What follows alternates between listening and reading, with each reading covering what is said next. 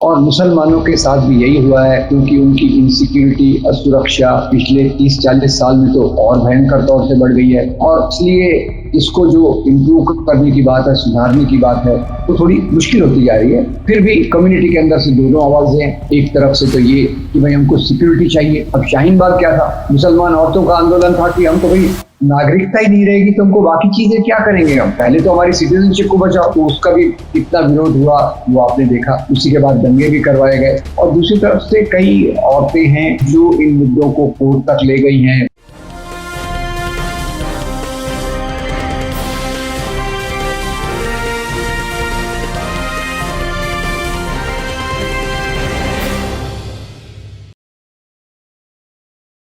Hello, नमस्कार, आदाब, सत श्री अकाल और अस्सलाम वालेकुम। मैं हूं मोहम्मद अहमद काजमी, लेकर आया हूं आपका पसंदीदा कार्यक्रम आपके रूबरू।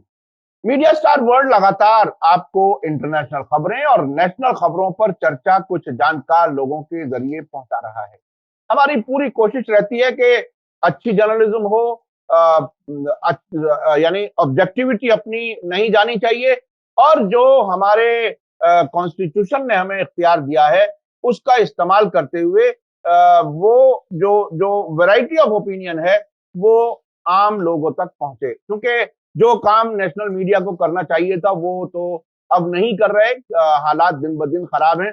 बहरहाल, हम पूरी कोशिश करते हैं कि आपको कुछ ऐसी बातें जिससे देश को जोड़ा जा सके, देश में इत्तेहाद पैदा हो, जो समाज में नफरत पैदा करने की कोशिश की जा रही है, उसको किसी तरह से उसके असर से कम किया जा सके। क्योंकि आने वाली नस्लों को ही इस मुल्क को चलाना है, और आपस में अगर प्यार मोहब्बत होगा तभी ये मुल्क आगे बढ़ पाएगा, तरक्की कर पाएगा।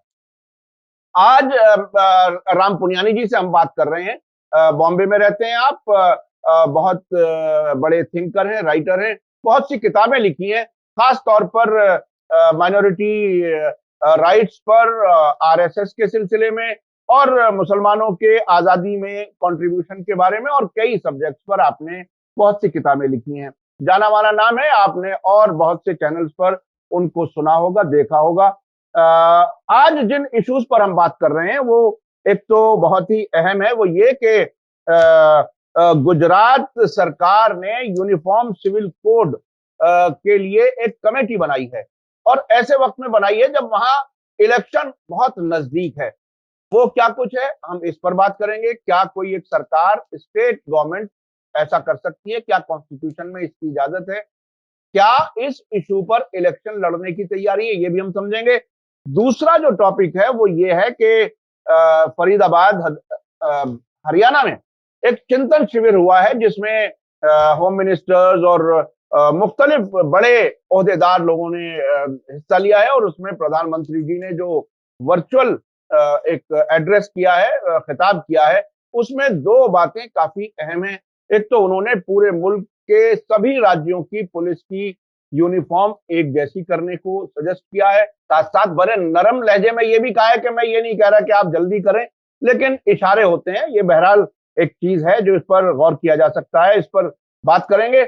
इसके अलावा प्रधानमंत्री मोदी जी ने कहा है कि जो टेररिज्म को फैलाने वाले हैं, नक्सलाइट्स, चाहे वो बंदूक वाले हों या पेन वाले हों, यानी जो लोग लिखने वाले हैं, उन सब से निपटना जरूरी है नेशनल सिक्योरिटी के लिए। इस पर बात करेंगे। और अब तो करेंसी नोट पर गांधी जी की तस्वीर के साथ या गांधी जी की तस्वीर को हटाकर अब कुछ मजहबी तस्वीरें लाने की बात शुरू हो गई, और इत्तेफाक यह है कि ये उस पार्टी के लीडर ने शुरुआत की है इस पर बहस, जो अपने आप को सेकुलर भी कहती है, और उसका दावा है कि कांग्रेस और बीजेपी हमारी मुखालिफत दोनों से है। यानी अरविंद केजरीवाल ने यह बात कही है। राम पुनियानी जी, वेलकम है आपका। मीडिया स्टार वर्ल्ड को आपने समय दिया। आप ये बताइए कि गुजरात सरकार ने जो यूनिफॉर्म सिविल कोड के लिए कमेटी गठित की है उसके क्या मानी है? इस वक्त जो कुछ बात ये कही जा रही है, अब से पहले बीजेपी इस सिलसिले में कहती रही है, लेकिन यूनिफॉर्म सिविल कोड क्या होगा उसका कोई खाका आज तक किसी ने पेश नहीं किया। जी देखिए, ये बहुत इम्पोर्टेंट सवाल है। और एक दूसरे राज्य की सरकार ने भी इसी प्रकार से, मेरे ख्याल से उत्तराखंड में भी बीजेपी के यूनिट ने यूनिफॉर्म सिविल कोड के बारे में कमेटी की बात की है। अब जहाँ तक गुजरात का आपने सवाल खड़ा किया है, हमें याद रखना चाहिए कि गुजरात में पिछले 27 साल से बीजेपी की सरकार है और अभी तक पुराने चुनाव में जब भी चुनाव आते थे तो कोई ना कोई मुद्दा खड़ा कर देते थे और इस बार बाकी मुद्दों के साथ साथ उन्होंने यूनिफॉर्म सिविल कोड का मुद्दा इसी समय लाया है। ये एक बहुत महत्वपूर्ण बात है। और दूसरी बात यह है कि ज़्यादातर यूनिफॉर्म सिविल कोड जो है वो देश के पैमाने पर होना चाहिए। मतलब सेंट्रल गवर्नमेंट का उससे ज़्यादा ताल्लुक है क्योंकि हर एक राज्य में अलग अलग कोई यूनिफॉर्म सिविल कोड आने का सवाल नहीं उठता। और दूसरी बात यह है कि यूनिफॉर्म, जहाँ तक हमारे यूनिफॉर्म सिविल कोड का सवाल है, आज़ादी के बाद से ही इस दिशा में कोशिशें चालू हो गई थी। मैं आपको याद दिलाना चाहूँगा कि सबसे पहली कोशिश थी डॉक्टर अंबेडकर का हिंदू कोड बिल को लाना। उसमें उन्होंने एक इस बात का ध्यान रखा, नेहरू के कहने पर ये किया हुआ था।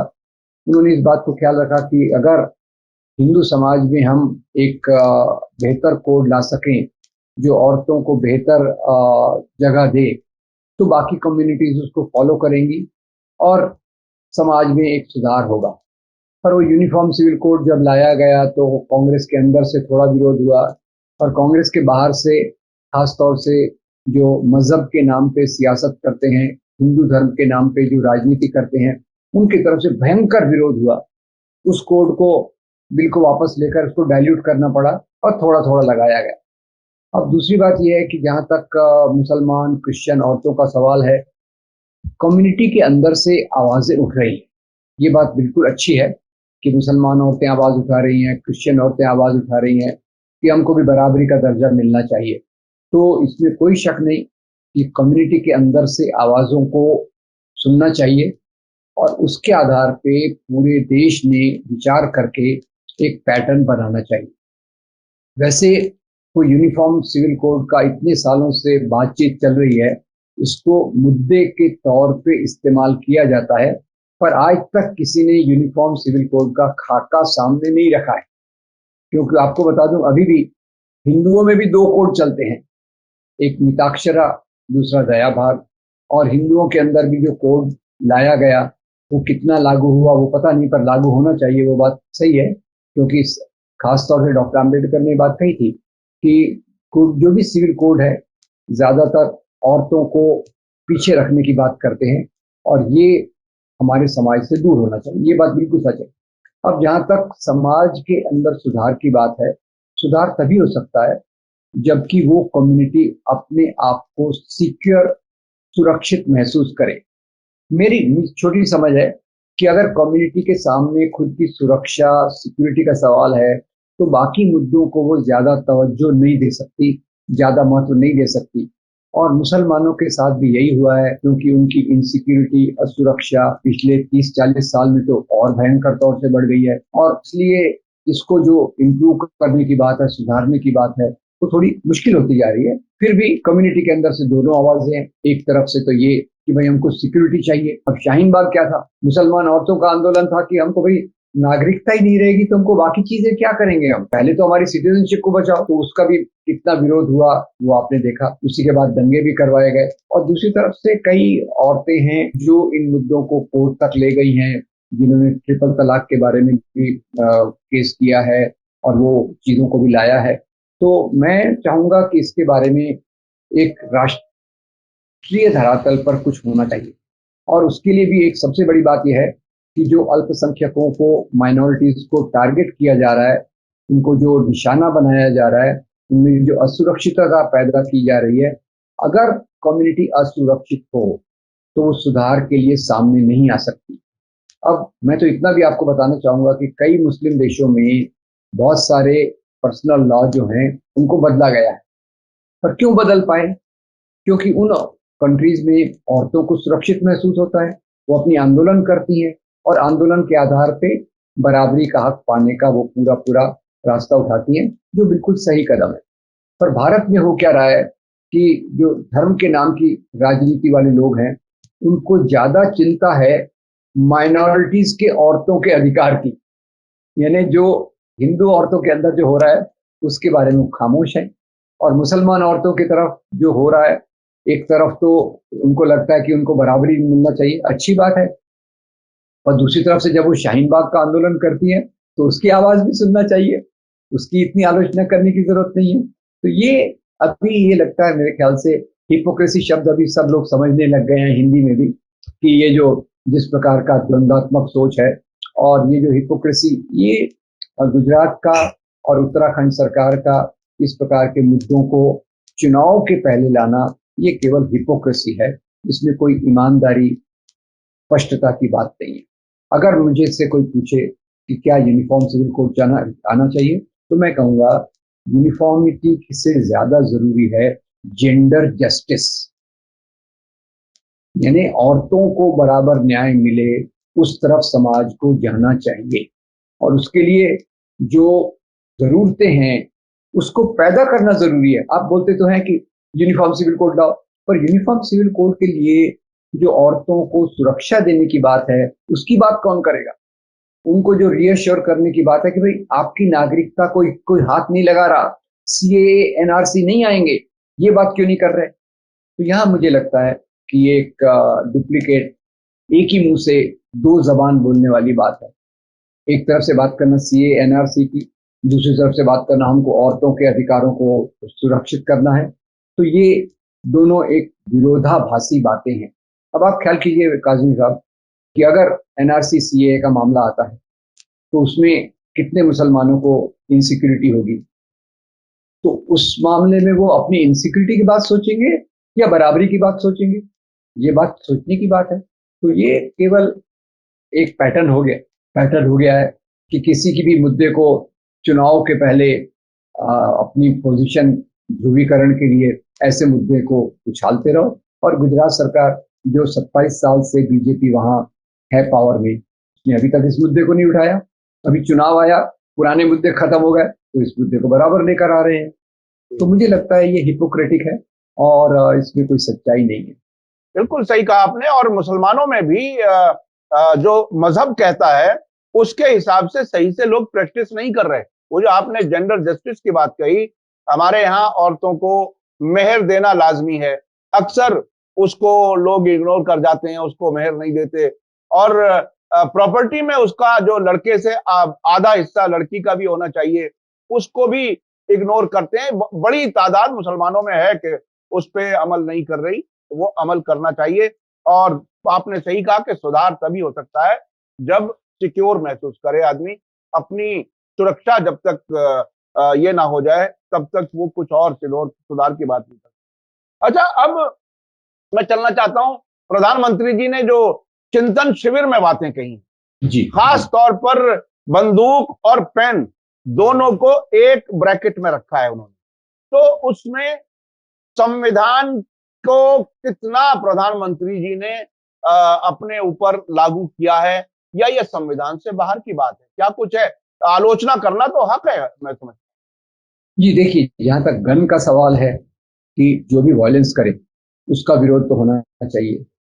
वायलेंस भी, गन भी आती है, किसी को पोल से बांध कर पीटने की बात भी आती है।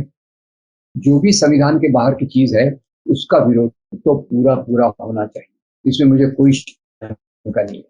मुझे शंका इस बात में है, पेन में। पेन में भी बहुत ताकत है, और आप पेन का जवाब पेन से दीजिए। कोई आर्टिकल लिख रहा है, कोई अपनी बात की अभिव्यक्ति करता है, तो देखिए, जहां तक अभिव्यक्ति की स्वतंत्रता का सवाल है वो हमारा संवैधानिक अधिकार है।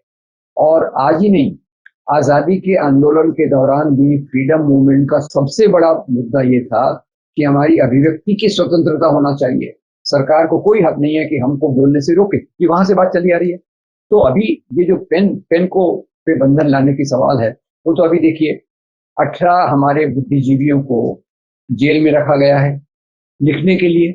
उसमें कई ऐसे हैं जो केवल लिखते हैं, तो उनके लिखने से डर के ये किया गया है। और ये बात बिल्कुल सही है कि कोई गलत लिखता है तो आप उसका जवाब सही लिख के दीजिए, और लिखना हमारा ये अधिकार है जो हमारे संविधान की चौखट में आता है। तो मुझे नेहरू जी का एक बहुत अच्छी बात याद आती है। उन्होंने कहा था कि भाई किसी ने गलत किताब लिखी है तो उसको बैन क्यों करते हो? आप सही किताब लिखिए।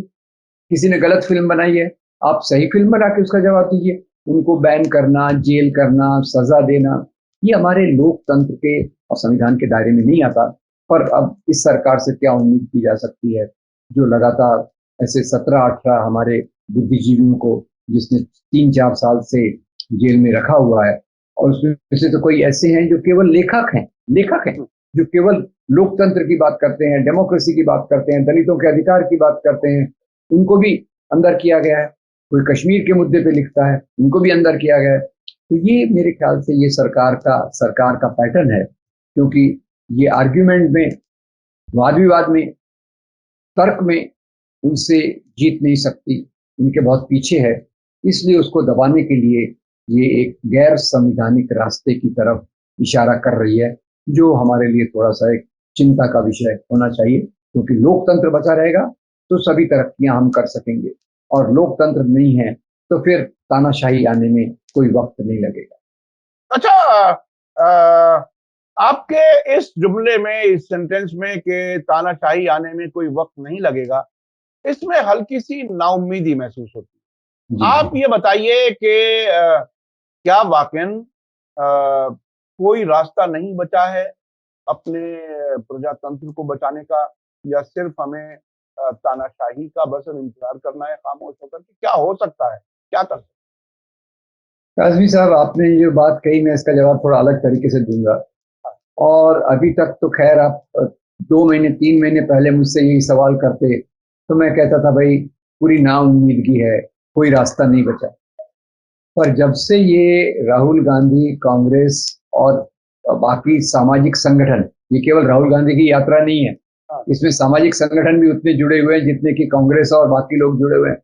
जी, जब से ये यात्रा चालू हुई है, जब से इस यात्रा ने जोड़ने की बात की है, जब से इस यात्रा ने लोगों के सवालों को उठाया है, और जो जनता का प्रतिसाद है, जनता जिस प्रकार से रिस्पॉन्ड कर रही है, जुड़ रही है, और जितने प्यारे प्यारे वीडियोस आप देख रहे हैं, मेन स्ट्रीम मीडिया तो नहीं दिखाएगा, पर इधर उधर से जो आ रहे हैं, उससे तो बहुत उम्मीद जगती है कि आखिर में हमारे लोकतंत्र को बचाने का एक और भी रास्ता है। और वो रास्ता अभी हमारे सड़कों पे चल रहा है, हमारी सड़कों पर चल रहा है, और ये सड़क ही है जो लोकतंत्र को बचाएगी, ऐसा मुझे लगता है। अरे जो साहब, मैं कई बार ये सोचता हूं कि आम तौर पर किसी भी पार्टी का नेता इस तरह की किसी मार्च में सिंबॉलिक तौर पर आता है, हवाई जहाज से आया और एक शहर में उतरा और कुछ दूर पैदल चला, फोटो खिंचवाए और चला गया। लेकिन राहुल गांधी मुसलसल स्पोर्ट्स शूज पहने हुए चल रहे हैं।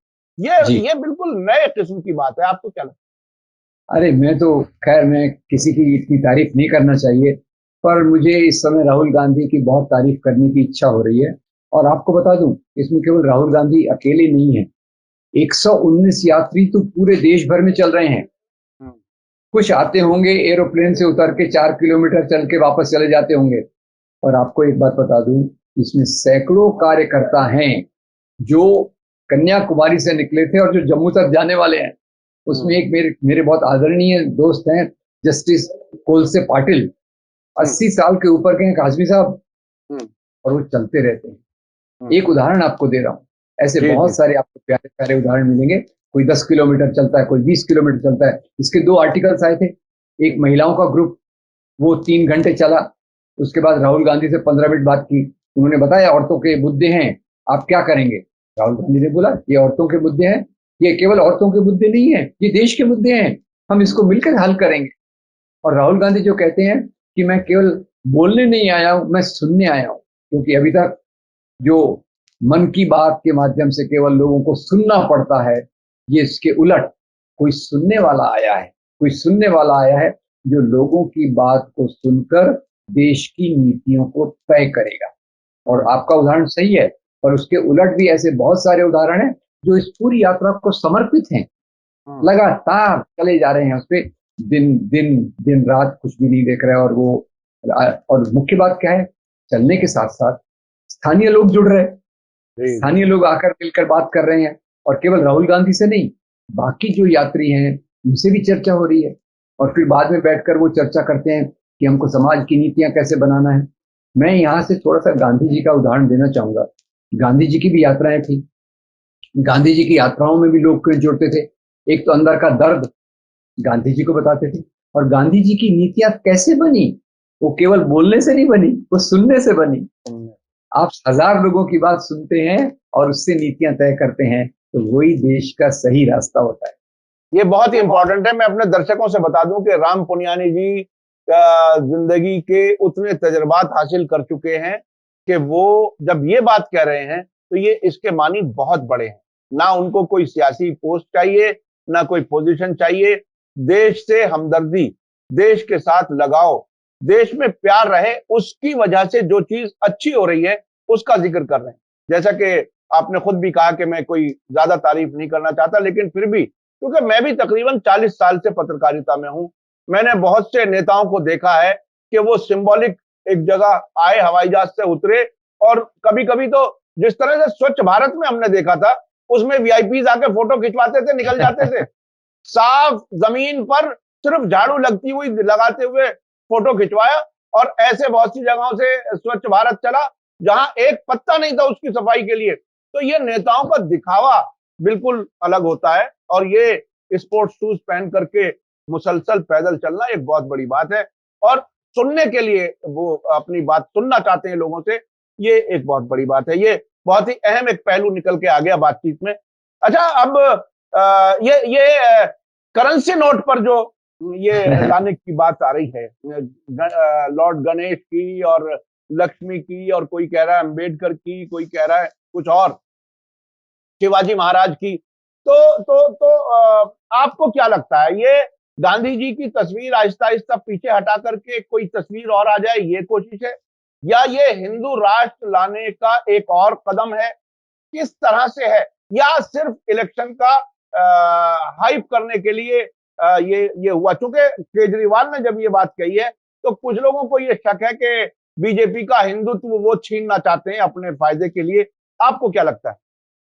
देखिए, ये कुछ लोगों को जो लगता है कि हिंदुत्व की इसको जैसे कहते हैं कॉम्पिटिटिव कम्युनलिज्म, बीजेपी इस सांप्रदायिकता के आधार पे राम मंदिर, गाय, घर वापसी, लव जिहाद के आधार पे अगर चल रही है, तो केजरीवाल को लगता है ये एक रास्ता है। वैसे भी वो एजुकेशन और हेल्थ का जो भी मॉडल हो, उसके सिवा तो जो भी मुद्दे, वास्तविक मुद्दे आते हैं, उस पर तो वो एक स्टैंड लेते नहीं है।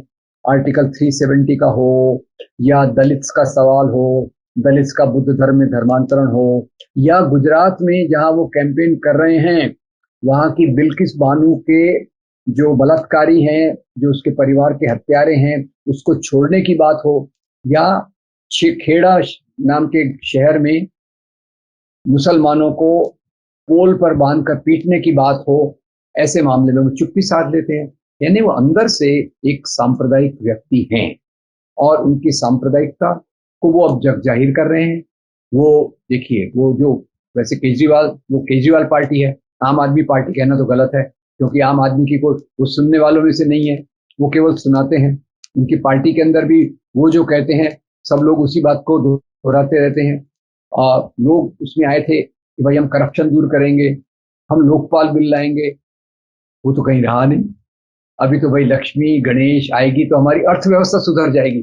मैं नहीं, एक और अब वो जो फ्री बिजली देने की बात थी, अब लोगों से बिल्कुल जिस तरह से मोदी जी ने कहा ना कि आप लोगों अपना स्वाभिमान वो करो और आप सब्सिडी मत लो, और आप अपनी तरफ से स्वेच्छा से सब्सिडी वापस कर दो। अब यहाँ दिल्ली में अब ये बात फिर शुरू हो गई कि बिजली एक मिस कॉल दो तो आपकी बिजली पे जो कंसेशन मिल रहा था वो खत्म कर देंगे। आप अपनी अपनी इज्जत रखो, तो वो भी वापस लेने का इंतजाम शुरू हो चुका है।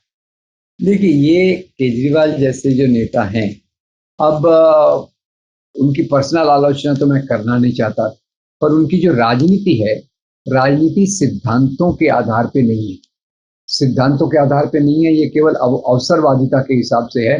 अब बताइए, एक आईआईटी ग्रेजुएट ये कह रहा है कि अगर नोट पे लक्ष्मी और गणेश जी का फोटो आ जाएगा तो हमारी अर्थव्यवस्था सुधर जाएगी।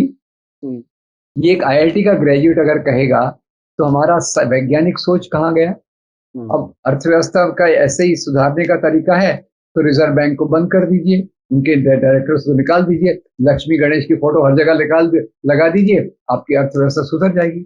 नहीं, वैसे मैं सर आपको याद दे रहा हूं कि रिजर्व बैंक के कई गवर्नरों को बुलाया गया और निकाल भी दिया गया, और रिजर्व बैंक से जो रिजर्व पैसा होता है उसमें से भी सरकार ने जो है वो हाथ मार लिया, हाथ साफ कर लिया है। और रिजर्व बैंक अब उस तरह से नहीं रहा जब वो एक लगता था कि एक ऐसी इंस्टीट्यूशन है जिस पर किसी का कोई असर नहीं होगा।